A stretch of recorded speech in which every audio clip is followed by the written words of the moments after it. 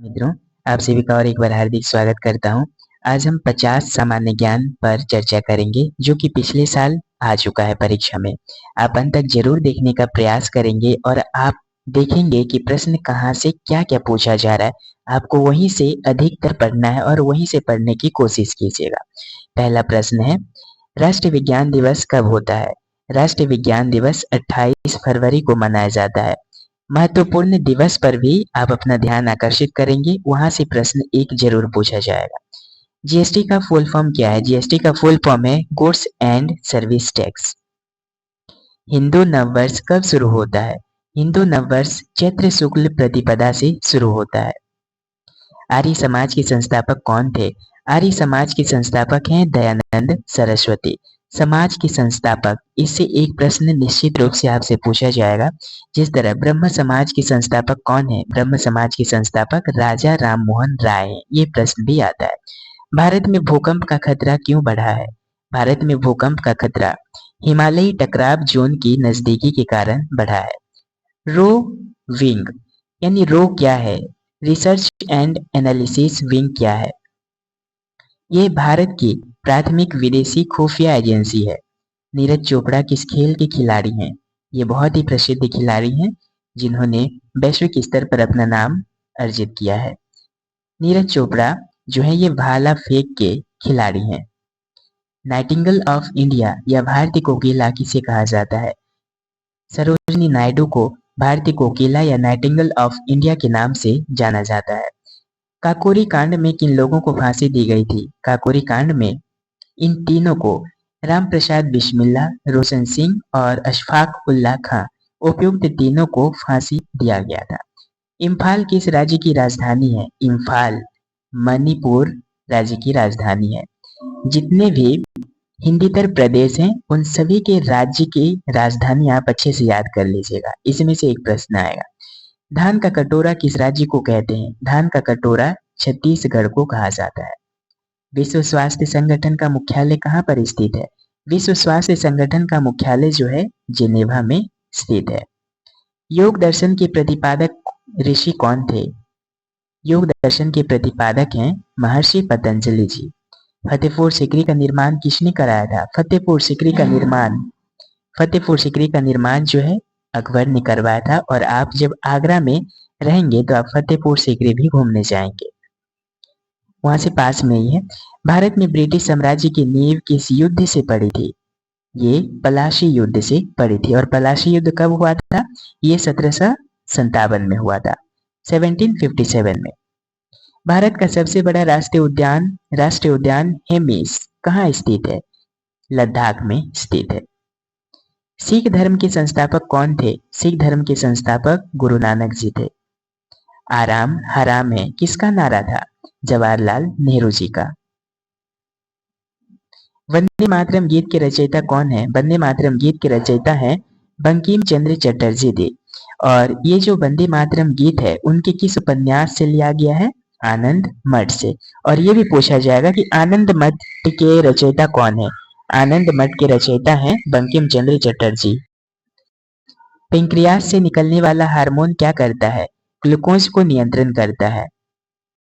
कुचिपुड़ी किस राज्य का शास्त्रीय नृत्य है? कुचिपुड़ी जो है आंध्र प्रदेश राज्य का एक शास्त्रीय नृत्य है। और शास्त्रीय नृत्य सभी राज्य का आप अच्छे से नाम याद कर लीजिएगा। तमिलनाडु का शास्त्रीय नृत्य क्या है? भरतनाट्यम। और केरल का क्या है? इसी तरह से बहुत सारे हैं। केरल का शास्त्रीय नृत्य नहीं है बल्कि वहां का आंचलिक नृत्य है। महाभारत की रचना किसने की थी? महाभारत की रचना महर्षि वेदव्यास ने की थी।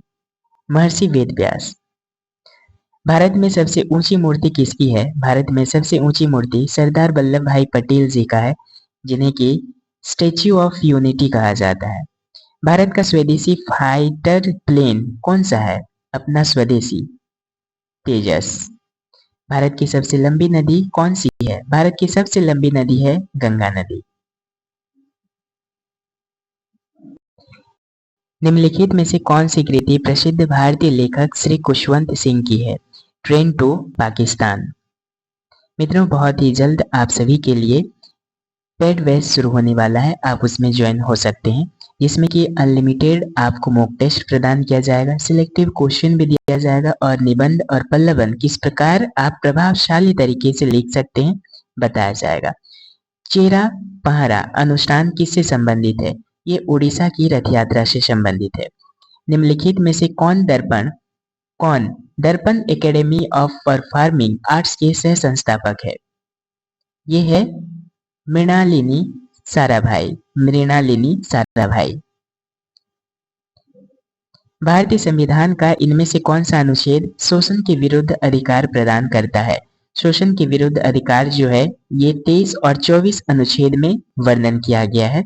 मित्रों, आप अनुच्छेद से एक प्रश्न अच्छे से कर पाएंगे अगर आप अच्छे से यदि अनुच्छेद को पढ़ लेंगे कि किस अनुच्छेद में कौन सा चीज वर्णन किया गया है। निम्नलिखित में से कौन प्रसिद्ध सितार वादक हैं? अनुष्का शंकर। निम्नलिखित में से कौन सा वेद सबसे पुराना वेद है? सबसे पुराना वेद है ऋग्वेद। इसी तरह के ही प्रश्न पूछे जाएंगे। किस प्रकार की सरकार नागरिकों का सम्मान बढ़ाती है? लोकतांत्रिक सरकार। सलवार, कुर्ता, टोपी आदि जैसे सिले हुए वस्त्र भारत में किसके द्वारा लाए गए थे? कुशाक, शक और पर्शियन के द्वारा लाया गया था। दंती दुर्ग भारत के किस राजवंश से संबंधित था? राष्ट्रकूट से। मौसम में होने वाले सभी परिवर्तन किसके द्वारा संचालित होते हैं? सूर्य के द्वारा संचालित होते हैं। नए राज्य के गठन की शक्ति निहित है किसमें?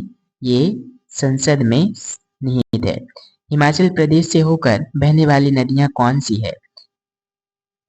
व्यास, चेनाब, रावी, सतलेज और यमुना ये हिमाचल प्रदेश से बहने वाली नदियां हैं। सांची का स्तूप कहाँ पर स्थित है? सांची का स्तूप जो है ये मध्य प्रदेश में स्थित है। दो नदियों की उपजाऊ भूमि को क्या कहते हैं? दोआब कहते हैं। दो नदियों की उपजाऊ भूमि को दोआब कहते हैं। भारत के निम्नलिखित में से किस राज्य में घने सदापर्णी वन आच्छादन के अंतर्गत विशालतम क्षेत्रफल है? यह आपका अरुणाचल प्रदेश। लोकहितवाद की संकल्पना का उद्गम देश कौन सा है?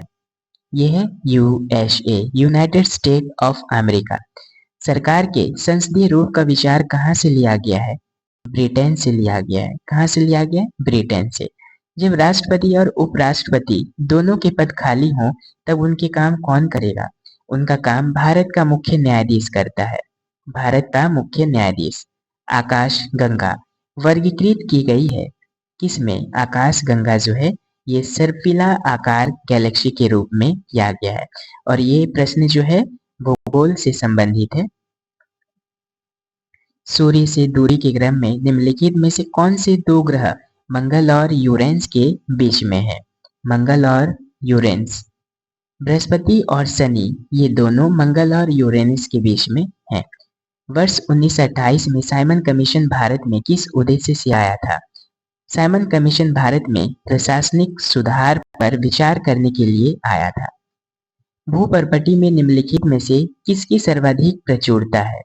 यह है सिलिका। ये प्रश्न भी भूगोल से ही संबंधित है। कौटिल्य का अर्थशास्त्र का लेखक कौन है? बाणभट्ट। प्रथम बौद्ध संगीति का आयोजन हुआ था किसके काल में? अजात शत्रु के शासनकाल में। अंतिम प्रश्न है निम्नलिखित में से किस धारा के कारण पेरू तट का तापमान सामान्य से अधिक हो जाता है? ये आपका सही आंसर होगा ग। एल नीनो धारा के कारण पेरू तट का तापमान सामान्य से अधिक हो जाता है।